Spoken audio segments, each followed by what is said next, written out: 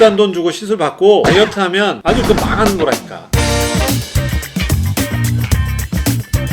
규생입니다.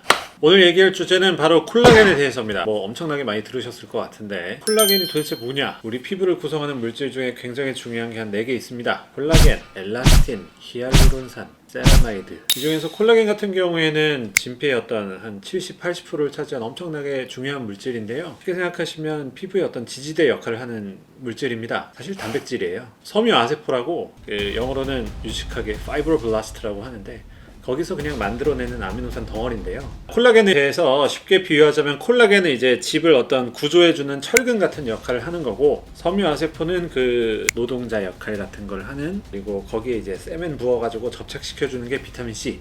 이렇게 정리를 해두시면 되겠습니다. 자, 그러면 콜라겐을 왜 만드냐 이거예요. 콜라겐은 앞서 말씀드린 대로 우리 피부를 지지하는 역할이니까 노화나 혹은 중력에 의해서 피부가 점점 처지고 탄력이 떨어지게 되는데, 콜라겐이 많으면 많을수록 그런 것에 저항하게 되는 힘이 많이 생기니까 피부가 이렇게 탄탄하게 받쳐준다든가 매끈하게 유지되는 데 중요한 역할을 합니다. 콜라겐은 우리가 항상 몸에서 만들어내고 있지만, 우리가 콜라겐의 어떤 효과를 극대화시키기 위해서는 강제로 더 만들어내야 합니다.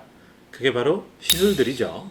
그래서 우리가 보통 일반적으로 피부과 미용 시술을 받으러 가셔가지고 하시는 어떤 일련의 시술들이 보면은 대부분 이제 콜라겐을 어떻게 자극할 거냐, 아니면 어떻게 주입을 해줄 거냐, 콜라겐을 어떻게 많이 생성시키게 해줄 거냐, 이런 것에 초점이 맞춰져 있는 시술들이 많습니다. 그러면 우리는 어떻게 해야 됩니까?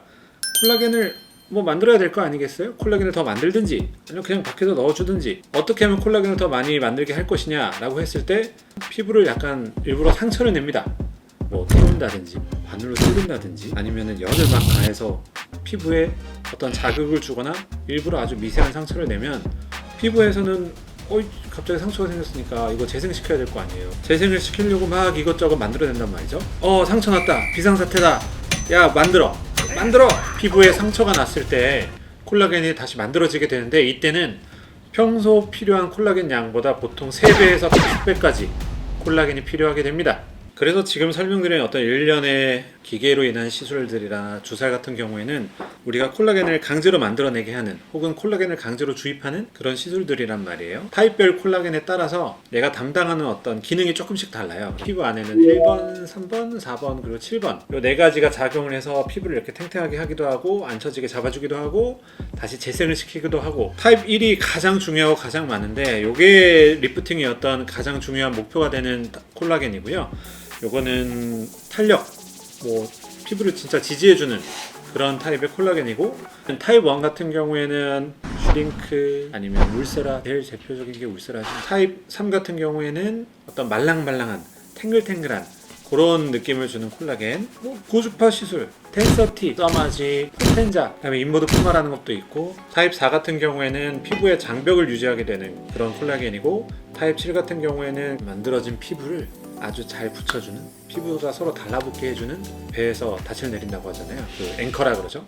앵커와 같은 역할을 하게 됩니다. 타입 4번, 7번을 자극하는 것 중에는 프락셔널 레이저라고 하는 게, 프락셀이라고 불렀죠.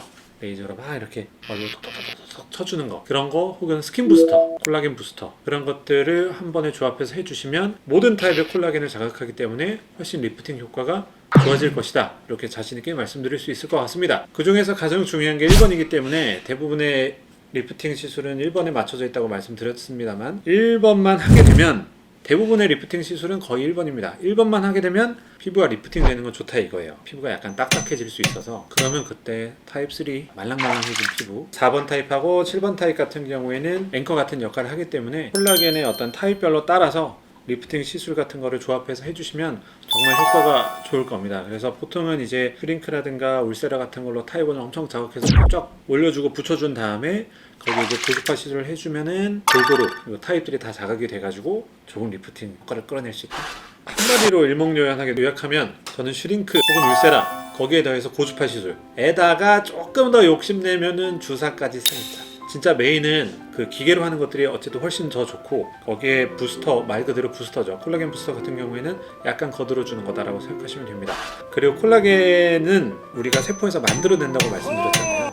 내가 지금 당장 무슨 시술을 한다고 해가지고 콜라겐이 바로 만들어지는 게 아니라 만들어질 때까지 어느 정도 일정 기간이 필요하기 때문에 보통 빠르면 2주, 평균적으로는 한 4주 생각합니다. 정말 제대로 된 시술의 어떤 그 결과는 4주 후다. 4주 후다. 그러면 여기서 중요한 거는 그럼 그 4주 동안 뭐 할 거냐 이거예요. 아니, 만들어내는 건 알겠는데 어쨌든 효과는 더 잘 봐야 될 거 아니에요. 콜라겐을 만들어내는 그 어떤 기간 동안 나는 어떤 마음가짐을 의미해야 되느냐. 이런 일련의 시술들은 어쨌든 피부에 상처를 내서 피부가 야 이거 큰일 났다, 상처 복구해야 된다, 이런 인식을 가지게 함으로써 콜라겐을 막 만들어내게 하는 거니까, 그러면 우리가 일반적으로 필요한 콜라겐의 양보다 훨씬 많은 양이 필요하단 말이에요.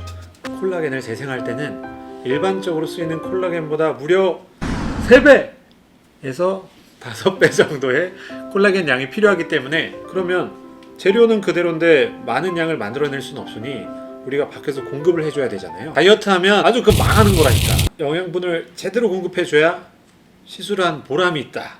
시술 후 2주가 아주 골든타임이다. 피부 입장에서는 굉장히 응급사태란 말이에요. 그러면 내가 뭔가를 많이 먹든가 아니면 피부에 직접 넣어주든가 콜라겐 필요한 만큼의 어떤 단백질 그리고 비타민C 그리고 물의 양을 공급을 해줘야 됩니다. 그러니까 사실은 시술을 했다고 시술 받았으니까 이제 콜라겐 와 너무 많겠다, 너무 좋겠다, 이렇게 생각하시면 안 되고, 그 후에 콜라겐이 만들어질 때까지 한 4주 동안의 기간을 얼마만큼 이끌어낼 수 있는지, 그때가 가장 중요한 시기입니다. 시술 받고 무리한 다이어트 절대 안 됩니다. 절대 다이어트는 안 되고, 나 리프팅 했으니까 리프팅에 덧붙여가지고 다이어트까지 해주면 훨씬 더 좋겠지? 라고 생각하셔서 막 아주 그 극소량의 샐러드만 먹고 그러시면 절대 안 됩니다.